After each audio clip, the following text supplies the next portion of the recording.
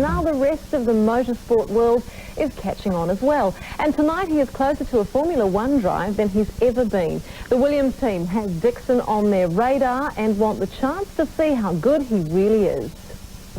The world of Formula One, glamorous, competitive and hugely expensive, and for the past 20 years off limits to New Zealand drivers. Now there's an indication that could change. Yeah, just from a New Zealand point of view, what do you know about Scott Dixon? He's obviously a very good driver, and he seems to make things happen around him, so he's obviously very good. Top Formula One team Williams BMW have an empty seat next year after star driver Juan Pablo Montoya defected to McLaren Mercedes. Now team bosses Sir Frank Williams and Patrick Head have hinted they want to know how good Scott Dixon is testing one of their cars.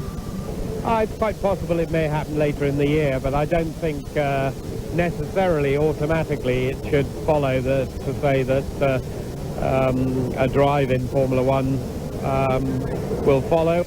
Dixon won the Indy Racing League Championship last year for the Ganassi team.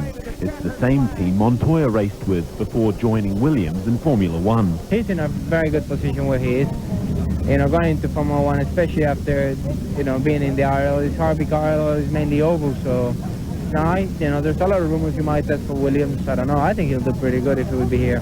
Williams has helped drivers like Nigel Mansell, Alain Prost and Damon Hill to world titles. Such a record makes a seat in the team the target for almost every driver inside and outside Formula One.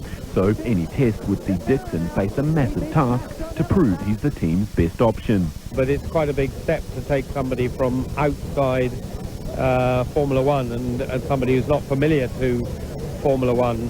And but he certainly we know of him, and